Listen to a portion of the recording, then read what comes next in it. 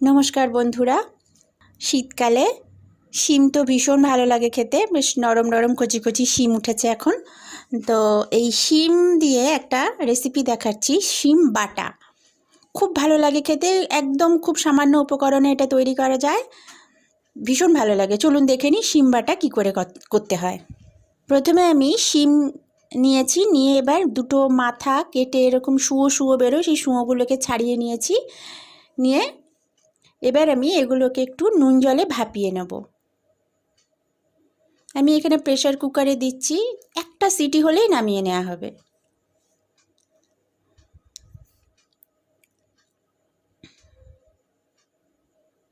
Half cup মতন জল দিয়েছি আমি।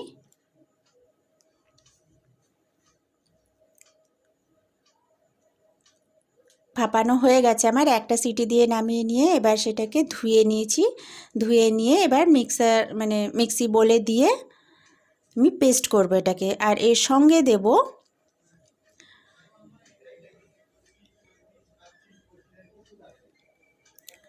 রসুন আর কাঁচা লঙ্কা, যে যেরকম স্বাদ ঝালের স্বাদ পছন্দ করেন সেই হিসেবে ঝাল দেবেন। দিয়ে এটাকে আমি পেস্ট করে নেব।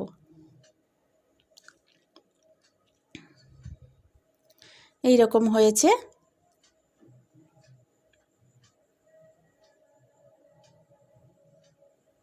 এবার আমি গ্যাসে কড়াই চাপিয়ে তেল দিলাম, সর্ষের তেল বা সাদা তেল যা খুশি দেবেন, সর্ষের তেলও বেশি ভালো লাগবে খেতে। এবার কালো জিরে ফোড়ন দিলাম,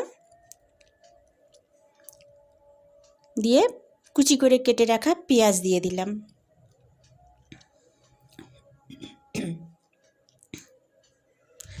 পেঁয়াজটা একটুখানি নাড়াচাড়া করে নিতে হবে।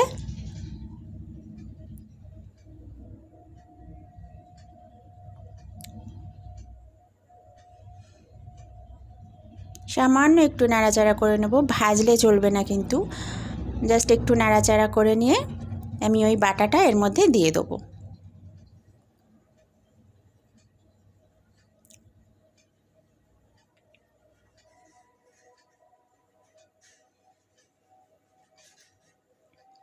পেঁয়াজটা একটু নরম হয়ে এসেছে, এবার আমি পুরো বাটাটা দিয়ে দিলাম। শিম বাটার যে মিশ্রণটা করেছিলাম সেটা দিয়ে দিলাম। এবারে এই অবস্থায় গ্যাসটাকে একদম কমিয়ে দেবেন, ভীষণ ছিটকোয়ে কমিয়ে দিয়ে একটু চাপা দিয়ে দেবেন। এবার স্বাদ মতো নুন দিয়ে দিলাম, একটু হলুদ আর একটু চিনি। একটু মিষ্টি মিষ্টি হলে ভাল লাগবে খেতে। এইবার এটাকে নাড়াচাড়া করে একদম শুকিয়ে নিতে হবে। একটু সময় লাগে কিন্তু ভীষণ ভালো লাগে খেতে। প্রথম দিকটা একটু চাপা দিয়ে রেখে দেবেন। দেখুন আমি চাপা দিয়ে দিয়ে করেছি, ভীষণ ছিটকোচ্ছিল, সেই জন্য জল অনেকটা মরে গেছে। এবারে চাপা খুলে নিয়ে নাড়াচাড়া করতে হবে। যতক্ষণ না এটা বেশ ভাজা ভাজা একটু শুকনো হয়ে আসে ততক্ষণ এটাকে নেড়ে চেড়ে নিতে হবে।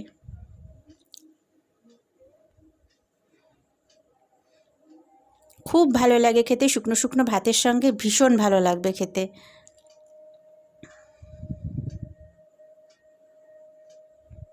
দেখুন জল মরে গেছে, বেশ কড়ার গায়ে লাল লাল হয়ে লেগে যাবে। মিডিয়াম ফ্লেমে এটা করতে হবে, খুব বেশি হাইতে দিলে আবার পুড়ে যেতে পারে।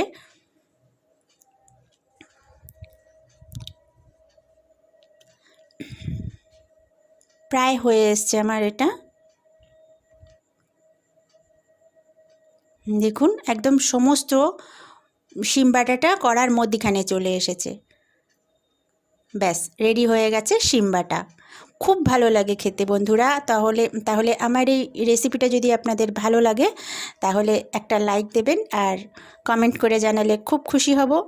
যারা এখনও আমার চ্যানেলটা সাবস্ক্রাইব করেননি তারা সাবস্ক্রাইব করুন, আর পাশে বেল অপশানটা টিপে দিন। আবার আমার পরের ভিডিও নোটিফিকেশান তাহলে আবার আপনাদের কাছে পৌঁছে যাবে। ধন্যবাদ বন্ধুরা ভিডিওটি দেখার জন্য।